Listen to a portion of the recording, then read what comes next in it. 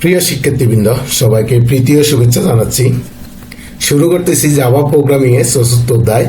এর আগে আমি প্রথম ৩টা অধ্যায় দিয়েছি, আশা করি তোমরা ভিডিওগুলো দেখেছ। যদি দেখে না থাকো তাহলে অবশ্যই ভিডিওগুলো দেখে আসবে এবং ভিডিও সম্পর্কে যদি তোমাদের কোনো মতামত থাকে অবশ্যই আমাকে কমেন্ট করে জানাবে। আর ভিডিওটি ভালো লাগলে অবশ্যই সাবস্ক্রাইব করে রাখবে। চলো আমরা ৪র্থ অধ্যায়ের প্রথম অংশের আলোচনা করি। সেটা হলো কোশ্চেন এরকম আসতে পারে, স্টেটমেন্ট কাকে বলে, কত প্রকার কি। এখন এটার সংজ্ঞাটা এরকম দিবা, প্রতিটি জাভা প্রোগ্রামে কতগুলো অর্থপূর্ণ বা অর্থহীন এক্সপ্রেশন সমন্বয়ে গঠিত। জাভা প্রোগ্রামে ব্যবহৃত অর্থপূর্ণ এক্সপ্রেশন গুলো স্টেটমেন্ট বলে। ঠিক আছে, মানে জাভা প্রোগ্রামে কতগুলো আছে অর্থপূর্ণ এবং কতগুলো আছে অর্থহীন। এই যে এক্সপ্রেশন গুলা নিয়ে কাজ করি সেগুলা, আর এর ভিতরে যেগুলো অর্থপূর্ণ এক্সপ্রেশন সেটাই হলো মূলত স্টেটমেন্ট। জাভা প্রোগ্রামে দুই ধরনের স্টেটমেন্ট আছে, একটা হচ্ছে সিম্পল স্টেটমেন্ট আর একটা হচ্ছে কম্পাউন্ড স্টেটমেন্ট। এরপরে কোশ্চেনটা আসি, কন্ডিশনাল স্টেটমেন্ট কাকে বলে ও কি কি। কন্ডিশনাল স্টেটমেন্ট হচ্ছে প্রোগ্রামে যখন শর্ত পরীক্ষা করে এদের মান অনুযায়ী নির্দিষ্ট কোড ব্লক অথবা একাধিক কোড ব্লকের কাজ বা ক্রিয়াকলাপ সম্পাদিত হয়, সেটা হচ্ছে কন্ডিশনাল স্টেটমেন্ট।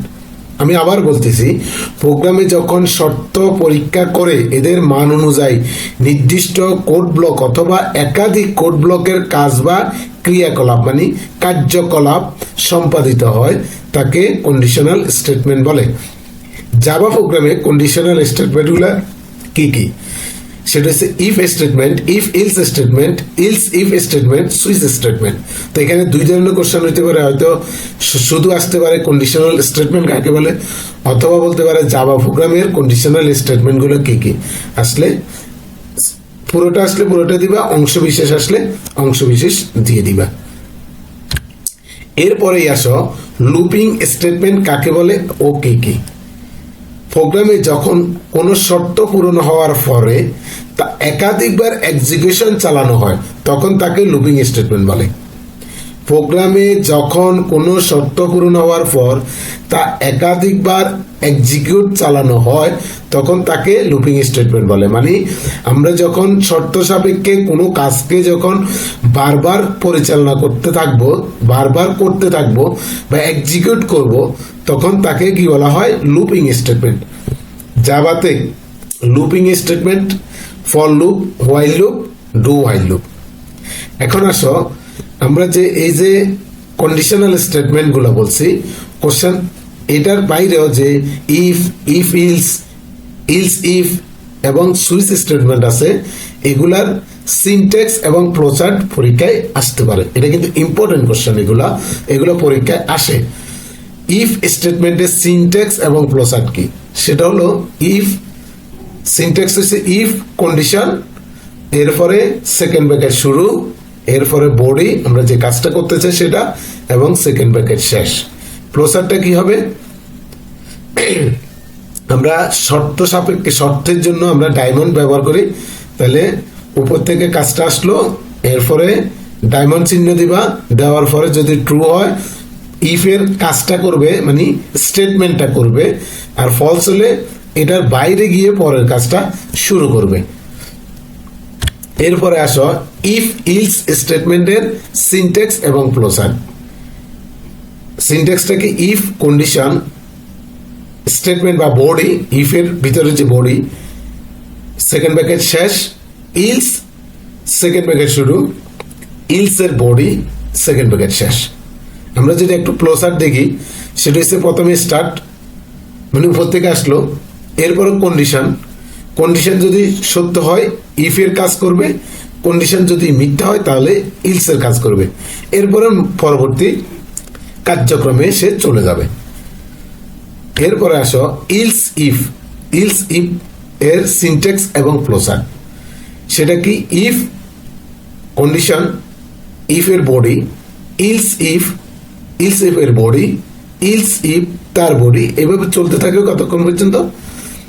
লাস্টে আমরা লিখবো কি ইলস, ইলস লিখে তার বডি দিয়ে দেব, এবং প্রত্যেকটা বডি শুরু হবে সেকেন্ড ব্র্যাকেট দিয়ে এবং শেষ হবে সেকেন্ড ব্র্যাকেট দিয়ে। এখন আমরা যদি এটার ফ্লোচার্টটা দেখি, ফ্লোচার্টটা কি, সেটা হলো আমার উপরে স্টার্ট, এরপরে কার্যক্রম যেগুলো আছে এগুলা যখন ইফ কন্ডিশন আসবে, ইফ কন্ডিশন যদি ইয়েস হয় স্টেটমেন্টে যাবে মানে বডিতে কাজ করবে, নো হলে আবার কন্ডিশন যাবে মানে ইলস ইফে, নো হলে আবার ইলস ইফে যাবে, সত্য হলে স্টেটমেন্টে যাবে বা বডিতে যাবে, যদি মিথ্যা হয় ইলস ইফ আবার পরবর্তী যে, এভাবে আমরা কি করব লাস্টে এসে ইলস দিয়ে শেষ করবে।